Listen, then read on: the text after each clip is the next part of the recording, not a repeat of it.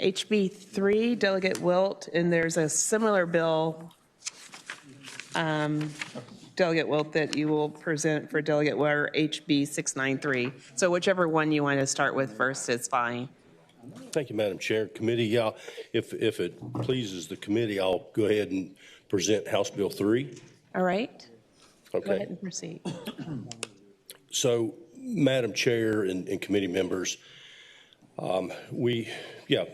everybody's been here for a little while now and knows the current position we're in as far as the electric vehicle mandates and how we have been tied to the state of California in those standards as far as putting forth, timelines and so forth, what we have to meet. I mean, everybody on this subcommittee knows what those are. But Madam Chair, I would also say that everybody on this committee, everybody in the room realizes that we are not going to meet those goals. I mean, similar legislation, 2 weeks back was over in the Senate, and they did away with that piece of legislation, but it was acknowledged that we likely have a problem and we're going to have to look at it. That idea was passed on to after session. I propose that we do something about it now, that we can. So Madam Chair, if I could, probably the core of what we have facing us is that people aren't buying these cars.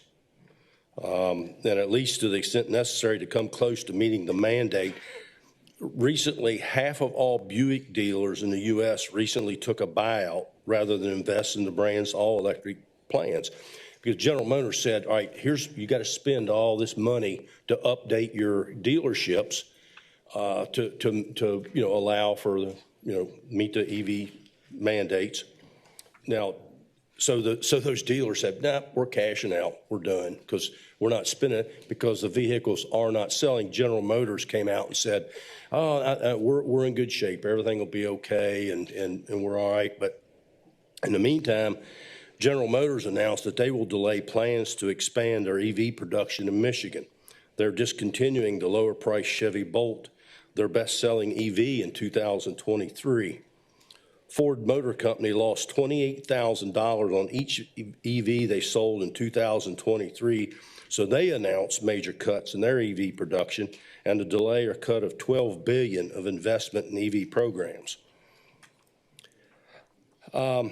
Recently, Hertz announced that they will not follow through on a plan to buy 65,000 EVs for their fleet and will instead sell off about 20,000 EVs and replace them with internal combustion engine vehicles, citing the high cost of repair and lack of demand from renters.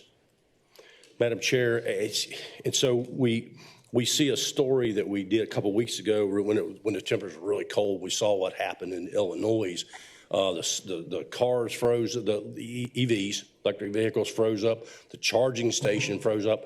It's buyer perception. And I'm not saying it's totally accurate, but we're talking about consumers here, and they buy what they're comfortable buying. And when they see things like this, they realize that the grid, the infrastructure is not in place to meet the demands that these numbers are going to call for. And so they see that, and there's buyer trepidation. And meanwhile, in Virginia, we're nowhere close to meeting the mandated 35% of all new vehicle sales. Last year, the EV new car sales accounted for 9%.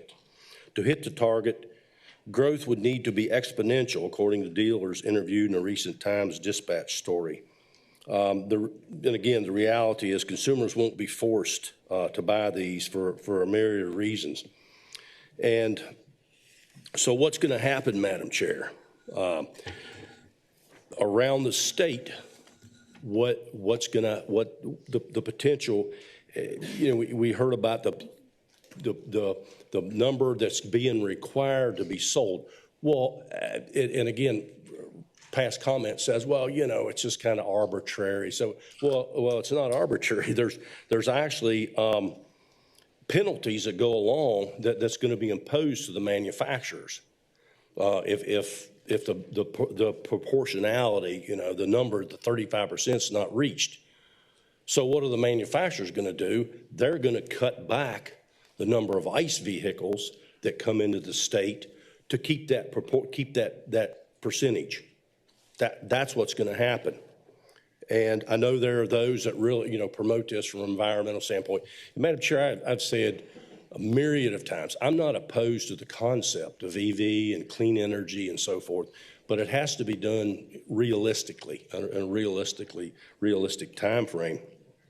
And so in essence, what's going to happen, around the state, folks up my way, on the west side of the Blue Ridge, they're going to go to West Virginia and buy ICE vehicles. Southwest, South Side, those folks are going to go to Kentucky. They're going to go to Tennessee. South Side, they're going to go to North Carolina and buy these. And so what we're in essence demanding of our own citizens, as far, and especially from an environmental standpoint, we're going to bring all these ICE vehicles right back in the state. We haven't gained a thing.